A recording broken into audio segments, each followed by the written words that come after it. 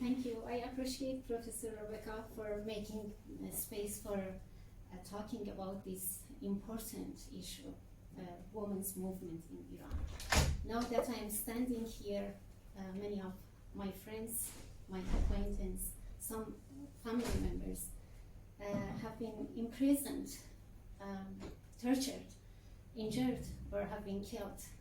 But no, it is not time for mourning. It is time to turn mourning into rage, as those women do. Turn it into words or speech. That's why I'm here today. This year, on September 16, Guidance Patrol Police or Morality Police in Iran brutally killed a 22-year-old woman because, according to the authorities, she was not wearing the headscarf or hijab as required by Iranian state policy. In response, people in Iran have protested by taking to the streets and demonstrate against Islamic regime. Thousands gathered for Jina or Mahsa Amini's funeral in the Kurdish city of Sakez, her hometown. Her tombstone read, "Dear Jina, you never die, your name becomes a symbol." The woman whose death sparked this movement is known most widely as Mahsa Amini, thanks to news reporting and social media hashtags. In fact, her Kurdish name is Jina, and her family, close friends, and the entire Kurdistan region of Iran all knows her by Jina. Due to their ethnic minority status in Iran, Kurdish people frequently choose for a Persian second name to hide their true identity, or they choose Persian name because they are not allowed to choose a Kurdish name. In Kurdish, Jina means life, a political concept that appears in a slogan used by women in Kurdistan and has its roots in the history of women's struggle in Kurdistan. Jin, Jian, Azadi, meaning woman, life, freedom, has its slogan ties current movement together. But how gender and ethnic oppression built the Islamic Republic of Iran? Jina Amini represented the two basic groups of people on whose subjugation and oppression the current Iranian dictatorship is based on: women and minorities.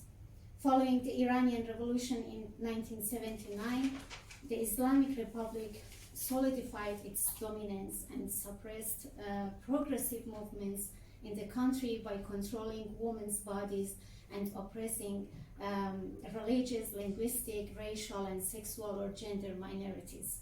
Jina Amini represents intersectional oppression. She represents otherness as well.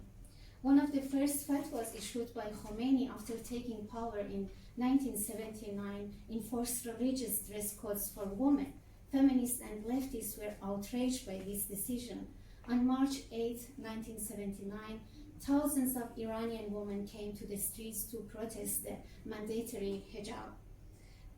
But the protests were quickly crushed, asserting control over women's bodies and lives from their sexuality to all individual liberties, marked the beginning of the Islamic regime's endeavor to deprive all Iranian women of their basic rights. From the very first days of the revolution, the insider and non-insider discourse started, self and other. In this woman writing course, we took a close look to Simone de Beauvoir's theory of the other. As Simone de Beauvoir refers to the otherness of women in a patriarchal society, in the system of the Islamic Republic of Iran, women and minorities have always been other. They were unvalued and were under control. Iran is a country of very educated people, over 80 million people, and half of them are very strong, proud, educated women. What's happening in Iran right now is beyond protesting against mandatory hijab law.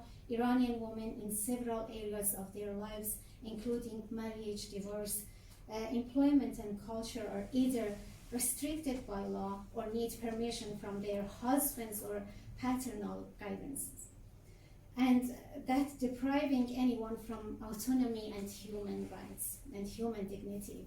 The regime messed with them for 43 years, and what they have now is madness. Women are on the front lines leading the revolution, saying enough is enough. They are chanting woman life freedom.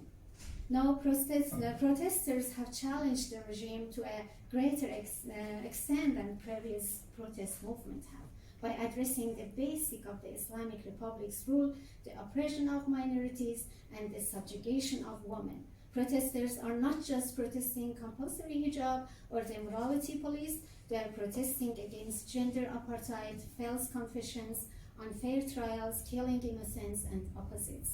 No free expression, torturing, child marriage, government corruption, and mainly they are fighting theocracy. And now it is a new feminist resistance. It is like a feminist revolution in Iran. Jina Amini lived and died as a Kurdish woman in a state whose power is based on the dehumanization of women and the criminalization of minorities. Her death has brought the people of Iran together across ethnic, class, gender, social, and political lines in defense of the most oppressed segments of society. The protests may mark the formation of a new collective identity for the resistance of the Iranian regime. Today, feminist demands are seen as having real power to challenge the regime, and feminist resistance in Iran has the potential to change the course of political development in a region that has long been suffering from dictatorship, authoritarianism, oppression, patriarchy, sectarianism, war and interventionism, mass displacement, and other ills. Iran is far from the only state to use the oppression of women as a tool to hold on political power. Women's movement in Iran may inspire those who resist authoritarian regimes and patriarchal laws or different types of oppressions in other parts of Middle East. They have so shown a possible road ahead for resistance to other authoritarian regimes in the region.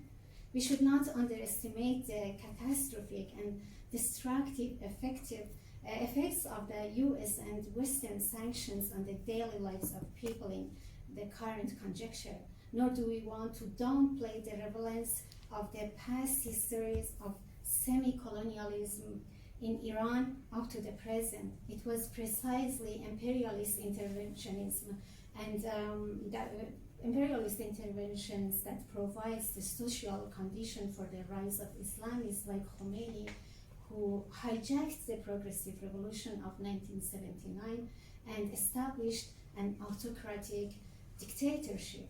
Rather, our position is a political negation that operates with the logic of neither nor, criticizing the Islamic Republic and the US and its allies at the same time. Women are the forefront of the transforming fear into rage, subordination into collective subjectivity, death into life. Women's body is colonized in Iran.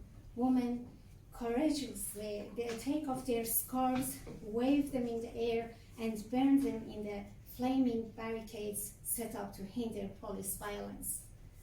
There is nothing more empowering than burning scarves in Iran. It is like burning a swastika under Hitler's regime in 1930s. Contrary to Western corporate media reports, the protests in Iran are not simply about the morality police or hijab.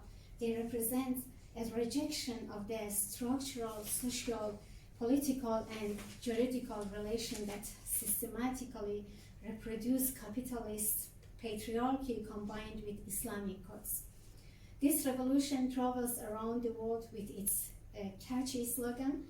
If we compare this slogan with the great slogan of the French bourgeois revolution in Europe, freedom, equality, and brotherhood, it's immediately obvious that in the word brotherhood, there is a kind of implied patriarchal power. But it is not to negate the slogan of the French Revolution. It is a completion and a new interpretation of this slogan. I hope that not only Iranian women, will be successful, but also their dreams and desires will influence revolutionaries in other parts of the world. As you know, all around the world, today there is a major backlash against women's rights. We have to stand for each other. We must care about each other. And these national borders do not make us indifferent to each other's stories, struggles, sorrows, and silences. This is a progressive and radical movement in Iran. When the protesters chant woman, life, freedom, they are acknowledging the fact that when women rise up, they rise up on behalf of all people, all genders, queer and straight. They are harbingers of hope, not only for the people of Iran, but for all of us who want to end to capitalism, misogyny, economic repression, and will strive for more habitable futures for all beings on this planet. Long live jinaamini, long live women's movement.